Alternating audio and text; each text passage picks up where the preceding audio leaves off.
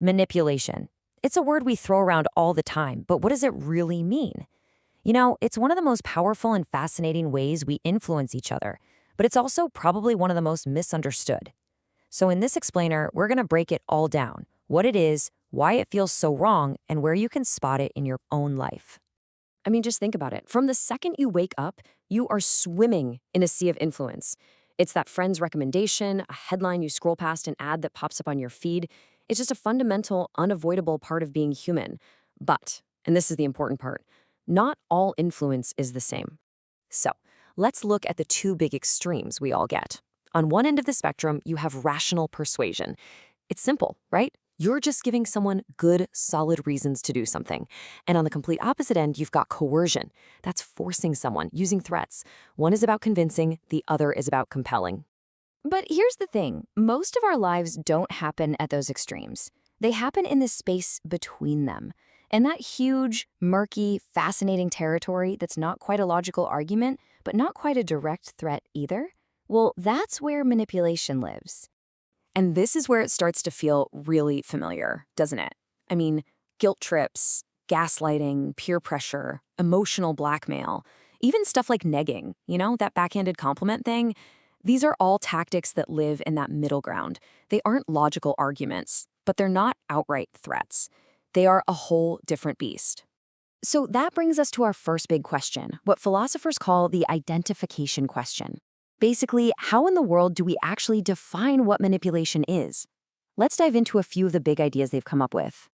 Okay, so one major theory is that manipulation is any influence that bypasses our rational thinking. It doesn't try to engage your critical mind head-on. Instead, it kind of sneaks around the back. It's the first of three lenses we're going to look through to understand what's happening here. Yeah, think of it like this. It's a detour around your conscious reasoning brain. Tactics that play on our cognitive biases fit right in here. Like when someone tells you a surgery has a 90% survival rate instead of a 10% death rate, it's the same fact, but it's framed to bypass your critical analysis. The influence is hidden, working on you subconsciously. All right, a second big theory sees manipulation as a form of trickery. So this view isn't so much about bypassing your reason as it is about actively corrupting it. It's about getting you to adopt a faulty belief or feel an emotion that doesn't fit or just act on a really bad reason. If you've ever read Shakespeare, think of what Iago does to Othello. That's the playbook. And this is such a perfect way to put it, a magic trick for the mind. The manipulator shows you bad reasons, but they're dressed up to look like good ones. A guilt trip is a classic example of this, right? It tricks you into feeling a level of guilt that's way out of proportion to what actually happened, totally corrupting your emotional compass. And our third big idea is all about pressure. So, in this view, manipulation isn't about hiding or tricking, it's just about making it a whole lot harder for you to say no. The manipulator creates a cost for not doing what they want, but it stops just shy of being an actual threat. I absolutely love this metaphor, a thumb on the scale. It's not forcing you to make a choice, but it's definitely tilting the odds. Nagging, peer pressure, emotional blackmail, they all work exactly like this. They just make it more difficult, emotionally or socially, to resist. Not impossible, but way, way harder. Okay, so we've looked at what manipulation is, but that naturally leads to the next big philosophical puzzle. Why do we feel like it's wrong? What's the real ethical problem here? And what's so interesting is that manipulation isn't always harmful, Sometimes it can actually be good for us, like a nudge to eat healthier food. But even then, it can still feel, kind of wrong.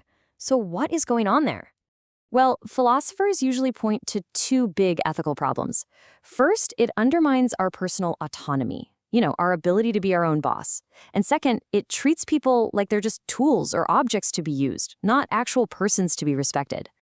And this comparison just lays it out so clearly. When you respect someone, you reason with them. You have a dialogue.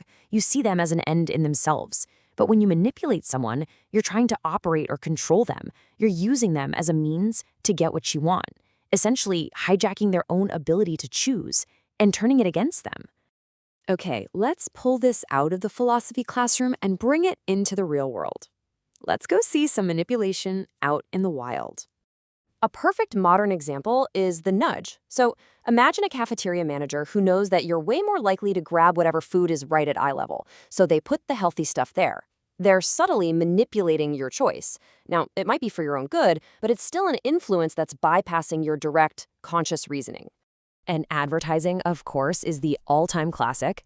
So much of it works by creating these misleading associations, which is a form of trickery. I mean, the Marlboro Man is the perfect example, right? You're linking this rugged, vital, healthy-looking guy to a product that, causes lung cancer.